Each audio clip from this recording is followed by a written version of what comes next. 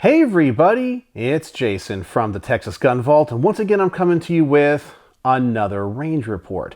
And in today's range report, we're going to be shooting and reviewing a big and heavy handgun. And the firearm we are going to be taking to the range is the Colt Anaconda. This is part of the Snake series from Colt. This is chambered in .44 Magnum. You can also shoot .44 Special through it.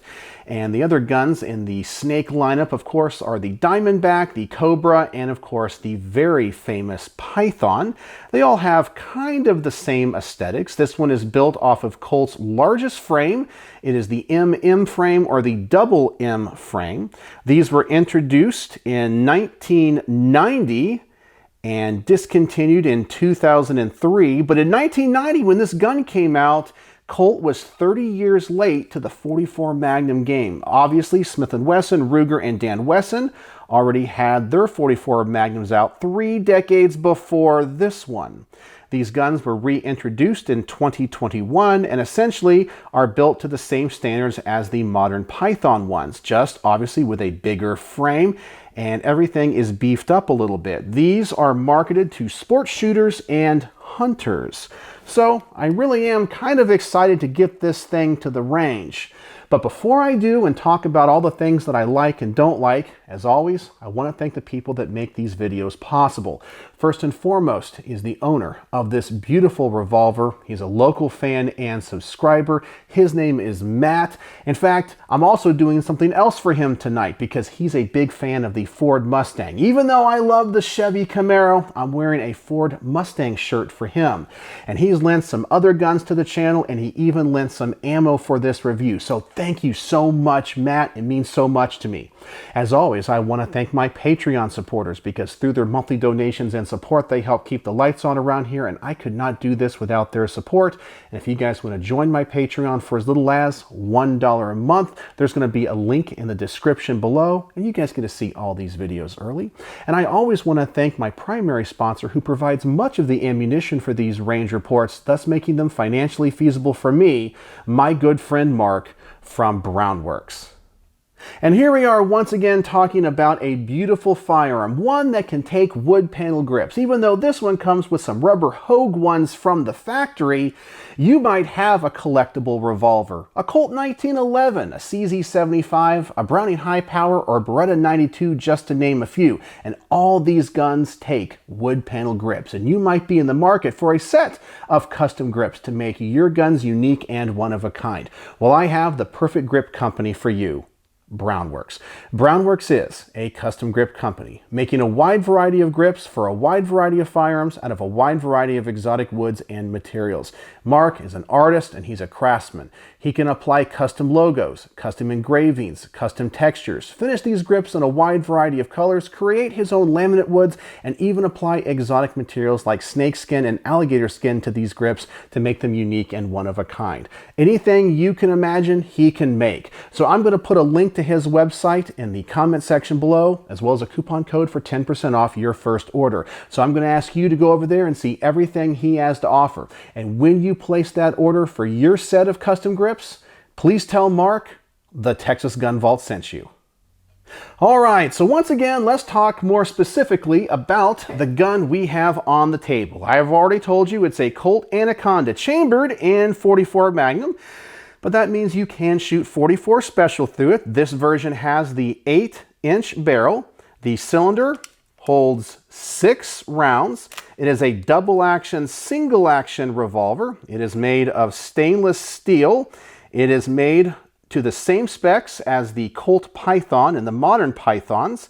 It has these rubber Hogue style grips on them. And I guess that's going to be for comfort because this is supposed to be a really powerful handgun.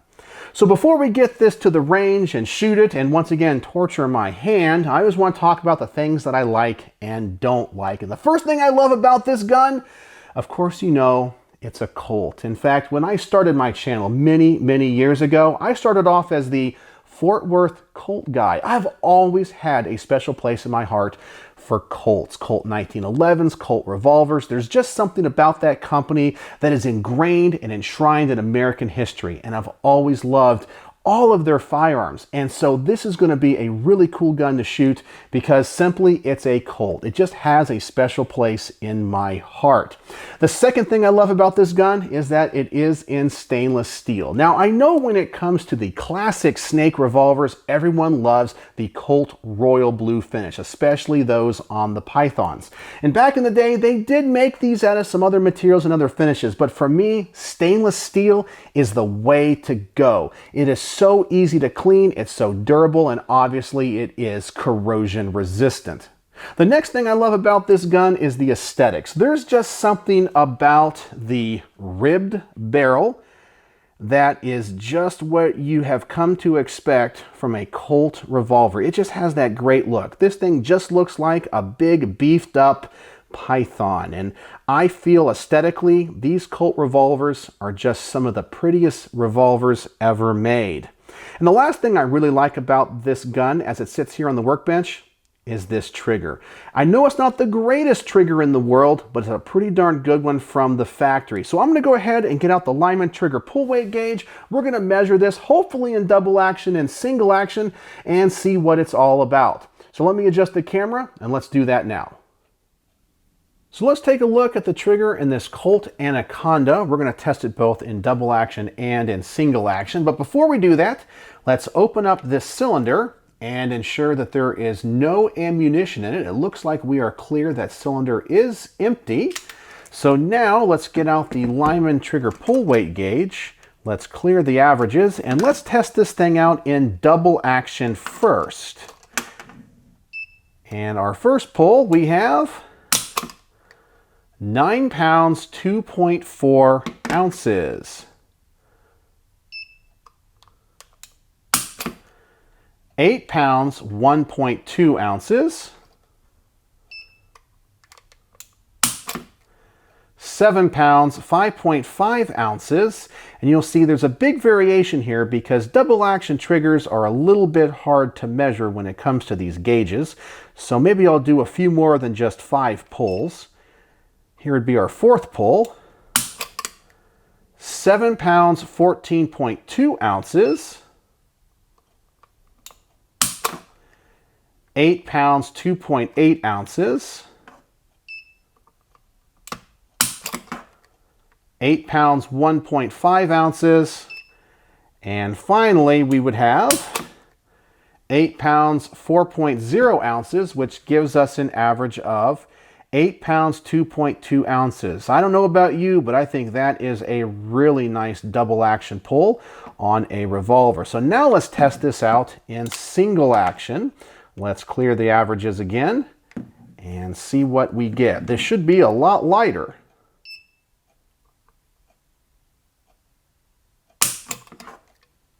£5 pounds, 7.2 ounces. That's actually a little bit heavier than what I was expecting.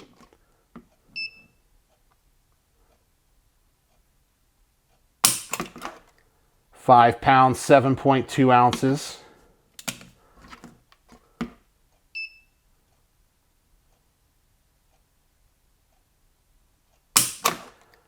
5 pounds, 9.5 ounces.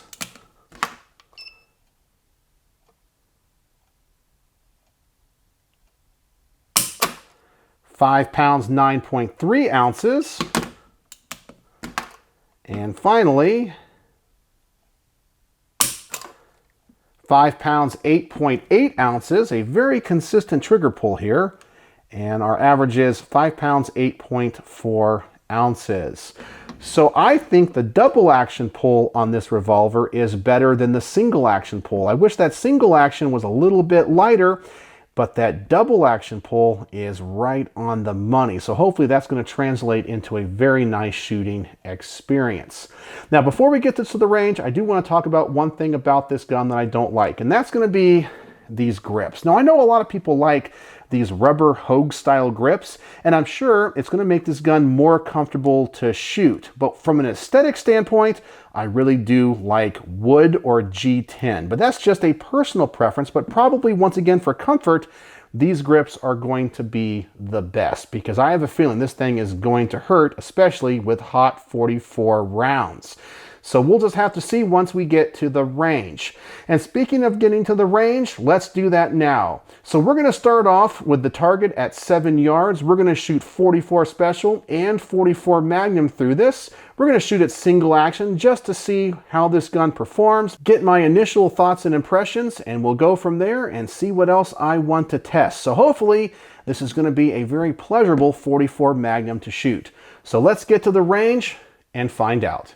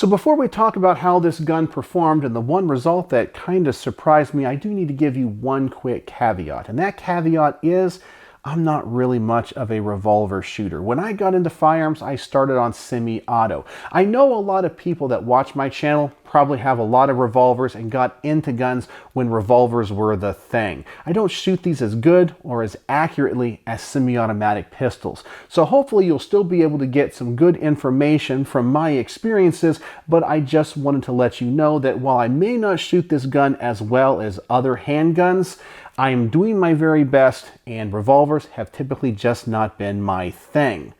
So, how did this gun perform? Well, let's talk about 44 Special first. When it comes to recoil, it's an absolute dream to shoot. Almost no recoil whatsoever. In a big, heavy handgun like this, that's exactly what I would expect.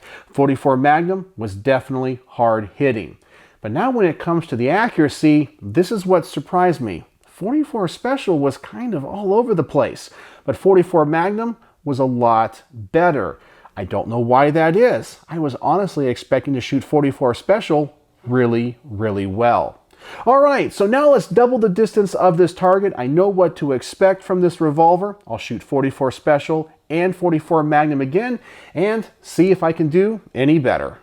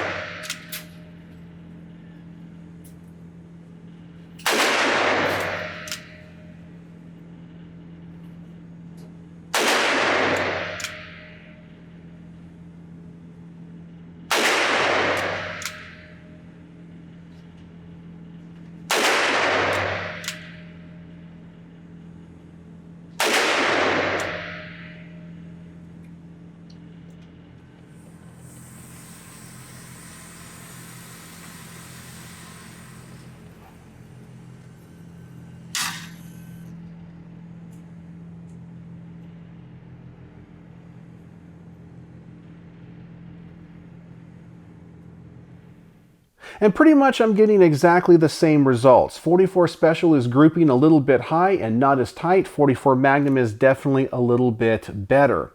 The weight balance of this gun is also kind of weird. We have this long 8-inch barrel, which I thought would help mitigate the recoil of 44 Magnum, is kind of weighing down the front. But then when I shoot it, I'm getting a lot of muzzle flip because 44 Magnum is so powerful. So between those two things, that might be what's throwing off these shots. I just gotta find a nice balance for this gun.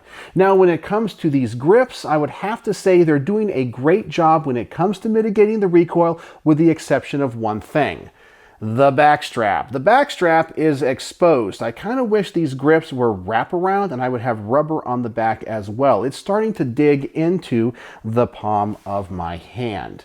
Now, I'm not really shooting this revolver all that accurate, but I'm hoping in the next test I will. So I'm going to set out the target now at 25 yards and I'm going to shoot this gun from the bench. Now, I'm only going to use 44 Magnum for this test, and I'm going to shoot 12 rounds. In fact, I'm going to use 12 rounds of double tap 45 Magnum, and these are supposed to be pretty powerful. So we'll see if I can tell any difference and if I can shoot this gun any more accurate if I take as much of the human element out of the equation as possible. So let's go back to the range and see how I do.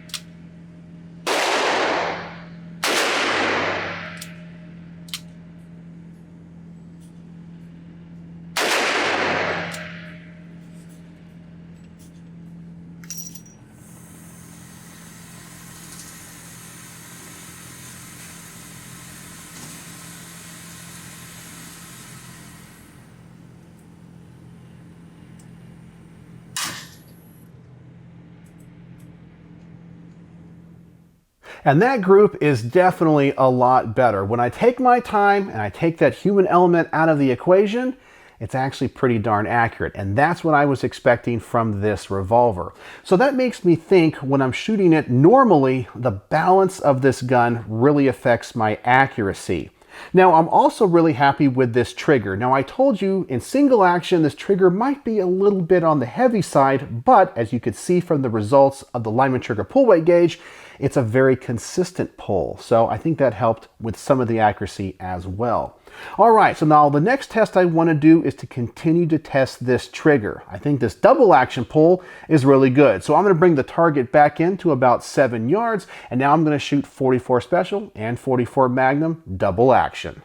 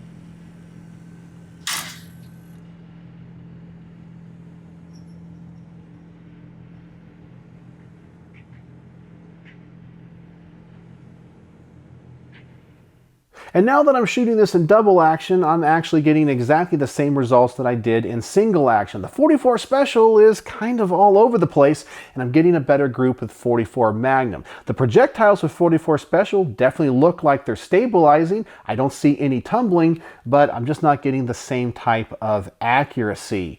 So I am a little bit disappointed with that, but the trigger pull is consistent and very smooth in double action. All right, so now the next test I want to do is kind of the shoot fast test. Although this is a double action revolver, I'm not going to try to break any records with it, but I do want to see what happens if I shoot it as fast as I can with both loadings, how it would be in a self-defense scenario. Now, as I said, I'm not typically a revolver shooter, and this gun is big and heavy. I definitely would not recommend it for home defense or self-defense, but you might buy it for that application. And if you got to put 6 rounds on target really fast, well, how would you do? Well, we're going to find out how I would do. So let's go back to the range, shoot this as fast as I can, within reason, and just point shoot it and see if I can get any rounds on target.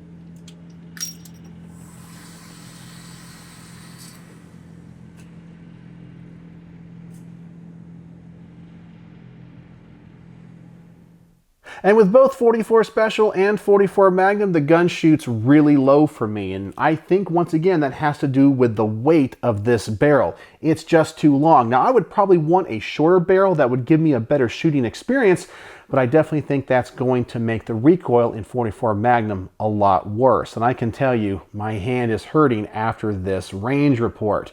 Now, I know some people are going to say, 44 Magnum is not all that powerful. Well, I have rheumatoid arthritis, and so I'm just an average gun guy. And if I have issues with this, if you have weaker hands or aren't used to very powerful handguns, you might have these same issues. So I just want to document that and tell you about my experiences. So what are my final thoughts on the Colt Anaconda 8-inch barreled 44 Magnum? Well, I will tell you, the fit and the finish of this revolver is very nice. It definitely seems well built.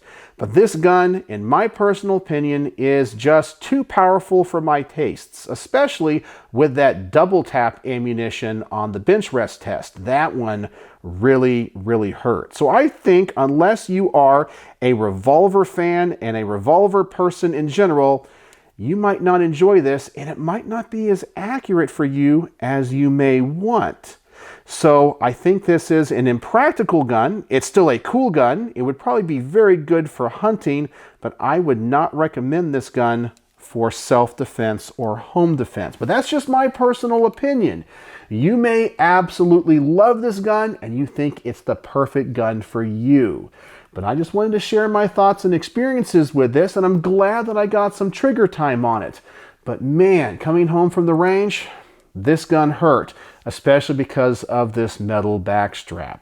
So on my star system, how would I rate the Colt Anaconda and 44 Magnum? Well, I'm only going to give this gun 2.5 stars out of 5. Not a great rating. Now, it performed great at the range when it comes to its function.